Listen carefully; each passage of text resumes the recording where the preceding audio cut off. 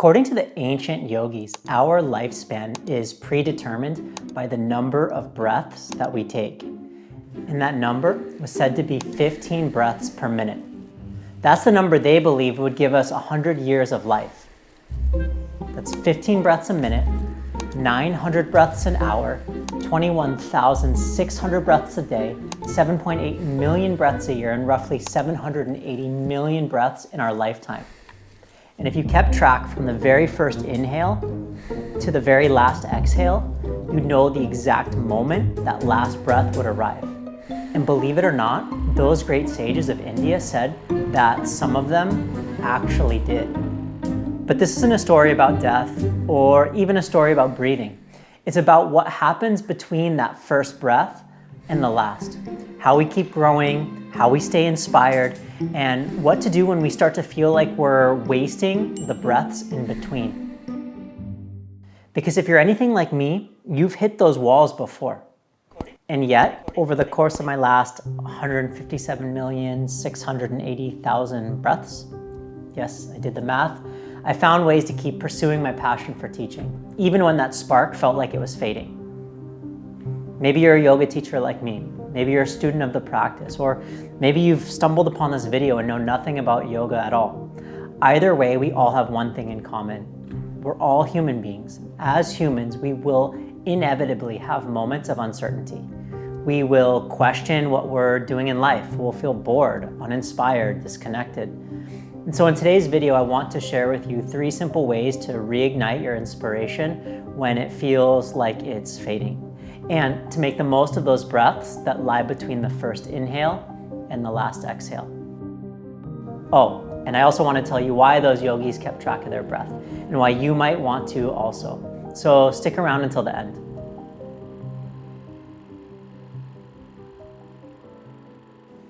These 3 ways to re-inspire yourself are by no means an exhaustive list. This isn't from a book that I read, and I'm not preaching some methodology. This is just what worked for me. And my only hope is that you can take something from it. If it supports you, wonderful. And if it doesn't, then now you have something that you know doesn't work. I heard this quote a while back. I think it was from Sharon Salzberg, sharing a quote from one of her teachers. It went, "The Buddha's enlightenment solved the Buddha's problem. Now you solve yours." This is what worked for me, and my hope is it helps you to find what works for you. The first way to reignite your passions or to spark creativity if it feels lost is to look outside of your orbit.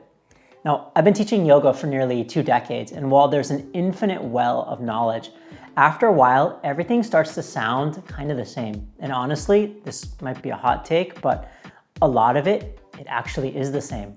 There's so much repackaging of what's been said over and over and over again, and at least to me, can feel a little bit unmotivating. And I've had such a hard time finding books and podcasts or trainings that actually excite me. Maybe everything I'm sharing with you feels that way too. So go look elsewhere. That's what I did. I picked up a camera, and then photography became this unexpected joy. It wasn't even about the photo either. It was the technicality, aperture, ISO, shutter speed, the way light moves and casts shadows, how perspective shifts the eye. And the funny thing is, it all translated back into my teachings. Photography taught me to look at the relationship between parts.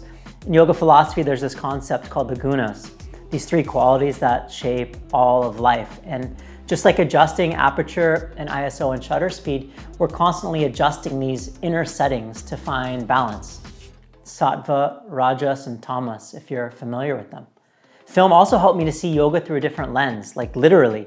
It taught me to notice details and shift perspective, see things in new ways. And that's what happens when you look outside your orbit. You invite in cross-pollination, and suddenly your practice or your teachings or your life, they can feel alive and vibrant again. The second way is to question what you've been doing. Now, this isn't about doubting yourself, although that inevitably happens. It's about asking, is this still working for me? Early in my career, I went deep into the study of alignment. I wanted to know exactly how to do each posture correctly, the relationship between muscles and the joints, biomechanics, and at the time I thought there was a right way to do everything, and I taught as if there was. But over time I realized I wasn't inspired by that approach anymore. And even more so, some of what I was teaching didn't feel right anymore. So I began to ask why. Why did I teach the poses this way? Were my cues still relevant? Or was I just repeating something that I'd been told? That questioning opened up new doors. It led me to explore movement in new ways, like beyond yoga, looking at PT, strength training, natural movement patterns. And when you give yourself this permission to question your old ways of being, you either double down with clarity or you pivot and find something new. Either way, you move forward. If you're a student bored with your practice, take a break, try something new. Go hiking, lift weights, dance, move, climb, try something different. And if you're a teacher, give yourself permission to evolve. The third way to reignite your passion is to return to your why. And I'll be honest, even saying your why out loud makes me feel a little cringy, but it's important. When the spark fades, it's often because we've gotten lost in some way in the what and the how, what we're doing, how we're doing it. And over time, the bigger why behind it all starts to blur. In the Yoga Sutras, there's a concept that mirrors this idea. It's called smrti, it means memory. Patanjali says that we have to remember. We have to remember why we're here. We have to remember what brought us to this path, because remembering gives us the energy to keep going forward. For me, my why has never been about postures or sequencing. It's about helping people feel connected and grounded, supported by the yoga tradition. And every time I return to that, it feels like oxygen rushing back in to respark the flame. So when you're uninspired, ask yourself, why did you begin? What lit you up in the first place? That one question can breathe life into your practice. So where did all this take me? Well, you're looking at it. I'm here on YouTube, I'm making these videos, being in front of a camera, which was never in my orbit. I've said it before, I've always struggled with the spotlight. Putting myself out there, sharing my story, that's not something that I ever anticipated doing. I've questioned so many things along the way. My relationship with yoga, the role of practice in my life and how I want to teach, what I want to teach, where I want to teach, what I want to do next. And honestly, I still have far more questions than answers. But I'm here and I'm trying. And at the heart of it all is my why. I believe wholeheartedly that I'm meant to teach, to share these teachings, to connect with people, both new and seasoned practitioners, and to bring yoga back to its original intention, a way of remembering who we are. That's what lights me up. That's why I keep showing up, even when it feels uncomfortable. And it's why I'm here with you today, to connect, to share, and hopefully to inspire you to keep breathing life into your own passions and practice. So how did those ancient yogis know the exact moment of their last breath? Of the 780 million breaths we're given in this life, the faster you burn through them, through stress, through distraction, through disconnection, the sooner they'll run out. But when you slow down the breath, calm the mind, and reignite that flame within, something changes. You're no longer watching the clock. You're living between the ticks.